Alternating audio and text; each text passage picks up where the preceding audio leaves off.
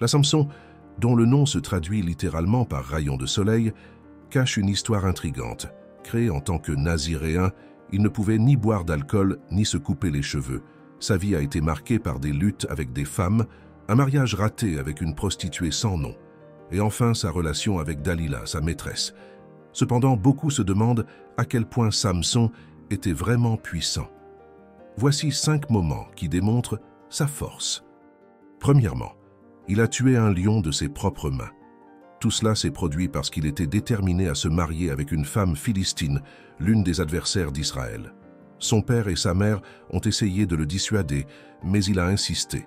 Et ainsi, il est allé à Timna où il a repéré une fille des Philistins et est tombé amoureux d'elle. Ses parents ont remis en question son choix, mais Samson était convaincu que c'était la femme qui lui convenait. Ce qu'il ne savait pas, c'est que cette décision était entre les mains du Seigneur, qui cherchait une opportunité pour confronter les Philistins qui à ce moment-là dominaient Israël. En arrivant à Timna, un jeune lion rugit sur son chemin, mais l'Esprit du Seigneur vint sur lui et le fortifia, lui permettant de le déchirer comme s'il s'agissait d'un chevreau. Curieusement, Samson n'a rien dit à personne, même pas à ses parents, sur ce qu'il avait fait. Il rencontra la femme, la trouva plaisante, et en revenant pour la prendre comme épouse, il trouva le corps du lion qui abritait maintenant un essaim d'abeilles et du miel. Il prit le miel avec ses mains et mangea, sans mentionner l'origine à ses parents. Des préparatifs pour un grand banquet de mariage furent faits à Timna, et Samson proposa une énigme à ses 30 compagnons, promettant un ensemble complet de vêtements à celui qui la résoudrait. Sinon, il devrait lui donner 30 vêtements en lin et 30 changements de vêtements. L'énigme était « De ce qui est fort est sorti de la nourriture, et de ce qui est doux est sorti quelque chose de sucré », faisant référence bien sûr à sa mise à mort du lion et à la découverte du miel dans sa carcasse. Deuxième moment, il a vaincu plus de 30 Philistins. Lorsque les hommes ne pouvaient pas deviner la réponse à l'énigme, ils persuadèrent la femme de Samson sous la menace pour obtenir sa réponse. La femme de Samson se jeta sur lui en pleurant. « Tu me détestes, tu ne m'aimes pas vraiment, tu as posé une énigme à mon peuple, mais tu ne m'as pas dit la réponse, tu n'as même pas expliqué à mes parents, alors pourquoi devrais-je te la dire ?» répondit-il. Elle pleura pendant les 7 jours de la fête, et finalement le 7e jour, il lui révéla la réponse, car elle continuait d'insister. Elle, à son tour, expliqua l'énigme à son peuple, et avant le coucher du soleil du 7e jour, les hommes de la ville lui dirent, Juges chapitre 14, verset 19, « Alors l'Esprit du Seigneur vint sur lui, et il se rendit à Ascalon, tuant 30 d'entre eux et prenant ce qu'ils portaient, pour donner aux personnes qui avaient résolu l'énigme. Il était en colère et retourna à la maison de son père le 7e jour, quand le mariage aurait dû être consommé. Il rentra chez lui, et sa femme fut donnée à son compagnon, le témoin de mariage. Troisième moment, il captura 150 paires de renards. À un autre moment, Samson causa encore plus de ravages parmi les Philistins, mais après un certain temps, pendant la récolte du blé, Samson alla la visiter, apportant un jeune chevreau comme cadeau de réconciliation.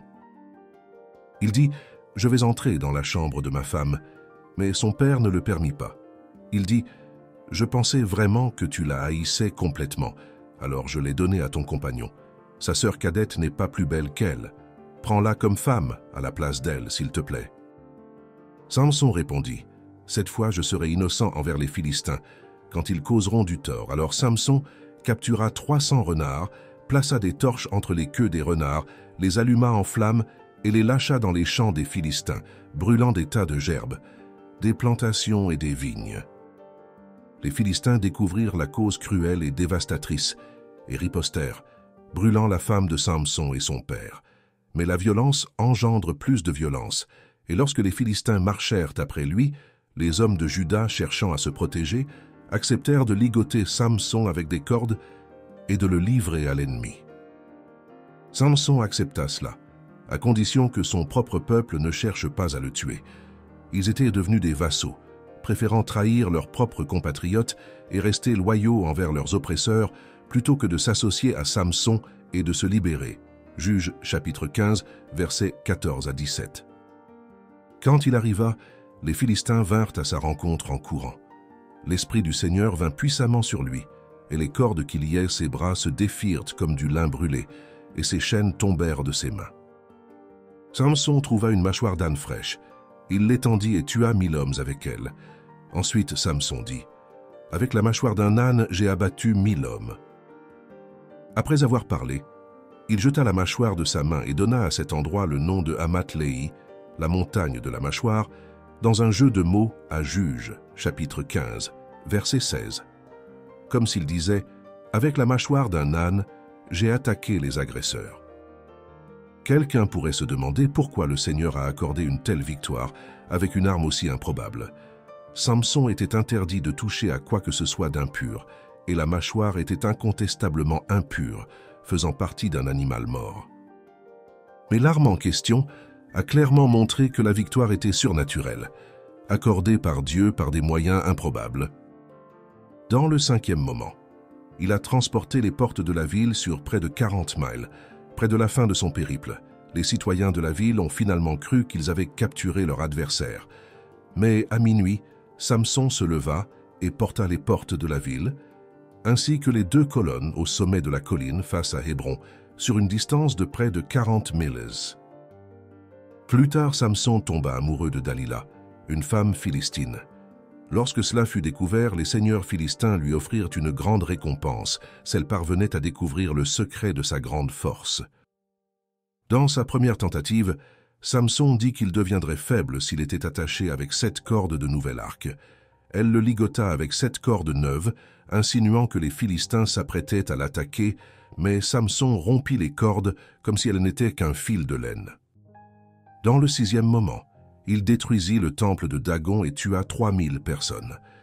Dalila suivit les conseils de Samson dans la 2e tentative, le liant avec des cordes neuves et avertissant que les Philistins s'apprêtaient à le tuer.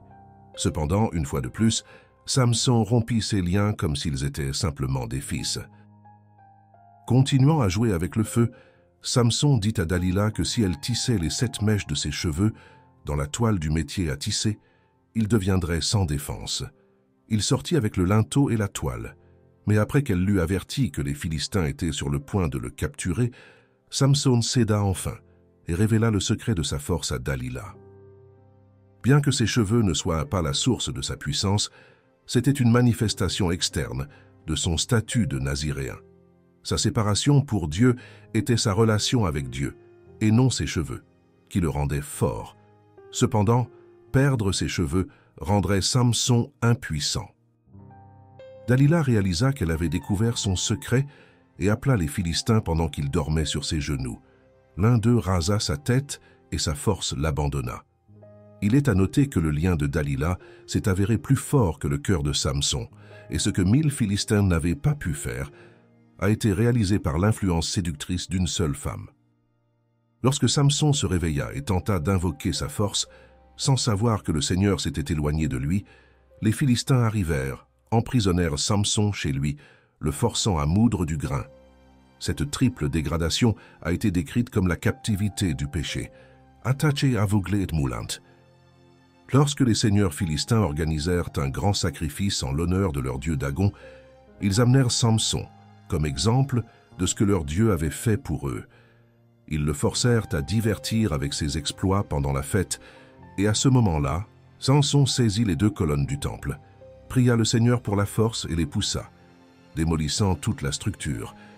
Tous les présents, y compris les Philistins et Samson, périrent sous les décombres du temple de Dagon, mettant ainsi fin à son remarquable parcours. Samson fut tué, et dans sa mort il tua plus de personnes qu'en sa vie. Selon le triste récit avec l'Esprit de Dieu sur lui, Samson était un homme puissant, doté d'une force surnaturelle. Selon l'histoire, il était aussi très intelligent et possédait un sens de l'humour inhabituel. Malgré un potentiel presque illimité pour sauver son peuple des Philistins, son histoire se termine dans une tragédie inutile. Ses compagnies fatales étaient la désobéissance, la défaite, le malheur et la destruction. Malgré l'Esprit du Seigneur sur lui, ses désirs sexuels contrôlaient sa vie. Il était courageux devant les hommes, mais faible devant les femmes. L'histoire de Samson nous enseigne de nombreuses leçons importantes. Malgré sa naissance avec un potentiel incroyable, Samson a perdu sa vie à cause du péché. La leçon pour nous est que plus nous permettons que le glamour et l'attrait du péché nous influencent, plus nous devenons aveugles. Cette histoire extraordinaire nous dit que Samson était déjà spirituellement aveugle, bien avant que ses yeux ne soient arrachés. Nous devons accepter le fait que le péché peut s'infiltrer dans tous les aspects de nos vies et qu'il a un effet aveuglant et engourdissant sur nous, sinon nous serons pris au piège par lui, tout comme cela s'est passé avec Samson. Tout péché, en particulier le péché sexuel, a des conséquences graves et parfois fatales. Le péché nous enchaîne, puis nous aveugle, et enfin nous écrase lentement et inéluctablement. En réalité, le péché nous emmènera plus loin que ce que nous avons l'intention, nous retiendra plus longtemps que ce que nous avons l'intention de rester, et nous coûtera plus que ce que nous espérons. Nous devons prêter attention à l'avertissement sévère. Plus que tout, garde ton cœur, car de lui provient toute ta vie. Samson démontre également être un homme vindicatif, se résentant lorsque les choses ne se passaient pas comme il le voulait. Révélatrices sont ses références à « j'ai le droit de me venger », une mentalité également présente chez les Philistins, et étrangement similaire à la vision du monde actuel, ce qui contredit les enseignements du Christ. Malgré toutes les failles de Samson, il est revenu vers Dieu avant de périr. En réalité, la mort de Samson a considérablement entravé les actions oppressives des Philistins. La destruction du temple de Dagon par Samson a joué un rôle significatif, comme mentionné par les mains de Samuel et des fils d'Israël, environ 100 ans plus tard, 1 Samuel 7, 7 et 14. Lorsque les dirigeants philistins entendirent dire qu'Israël s'était réuni à Mispa, ils mobilisèrent leur armée et avancèrent. Les Israélites étaient profondément effrayés d'apprendre que les Philistins approchaient. Ils supplièrent à Samuel. « N'arrête pas de supplier le Seigneur notre Dieu pour qu'il nous sauve des Philistins. » Samuel prit un agneau et l'offrit au Seigneur en holocauste, suppliant le Seigneur de venir en aide à Israël, et le Seigneur répondit. Alors que Samuel offrait l'holocauste, les Philistins arrivèrent pour attaquer Israël. Mais le Seigneur parla d'une voix puissante et tonitruante du ciel, et les Philistins furent confus. La confusion s'empara d'eux, et les Israélites les battirent. Les hommes d'Israël les poursuivirent depuis Mispa jusqu'à un endroit en dessous de Bethkar, les tuant en chemin. Samuel prit une grande pierre et la plaça entre les villes de Mispa et de Jazanar. Il l'appela Ebenezer, ce qui signifie pierre d'aide, car il dit « Jusqu'ici le Seigneur nous a aidés ». Ainsi les Philistins furent soumis et ils n'envahirent plus Israël pendant un certain temps. Pendant toute la vie de Samuel, la main puissante du Seigneur était contre les Philistins. Les villages israélites près d'Écron et de Gath, qui avaient été capturés par les Philistins, furent restaurés à Israël, ainsi que le reste du territoire que les Philistins avaient pris. Il y eut la paix entre Israël et les Amoréens en ces jours-là. En fin de compte, Dieu a vu Samson comme un homme de foi, ce qui est démontré par le fait qu'il est inscrit dans le hall des héros de la foi. Lorsque nous lisons les noms dans le hall des héros de la foi, nous découvrons que personne n'était parfait. Samson était l'homme le plus fort qui ait jamais existé, mais sa force venait de Dieu. Plus important encore, Samson a permis à Dieu de l'utiliser.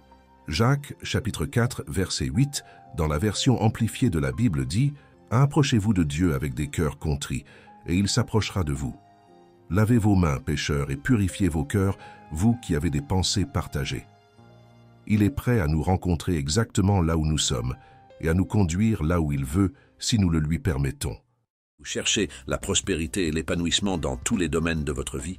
Je veux apprendre comment la foi et la sagesse biblique peuvent transformer votre relation avec l'argent et vous conduire vers une vie plus prospère. Le livre « Prospérité avec Dieu » vous fournira un guide inspirant et pratique pour entreprendre un voyage vers une véritable richesse. Découvrez comment renforcer votre foi en Dieu et la mettre en action, atteignant la satisfaction, le succès financier et une vie abondante. Cliquez sur le lien dans les commentaires et plongez dans ce livre rempli d'enseignements précieux. Préparez-vous à une lecture transformative qui vous guidera vers une vie de prospérité basée sur votre connexion avec le Créateur. Ne manquez pas cette opportunité de découvrir le véritable sens de la prospérité.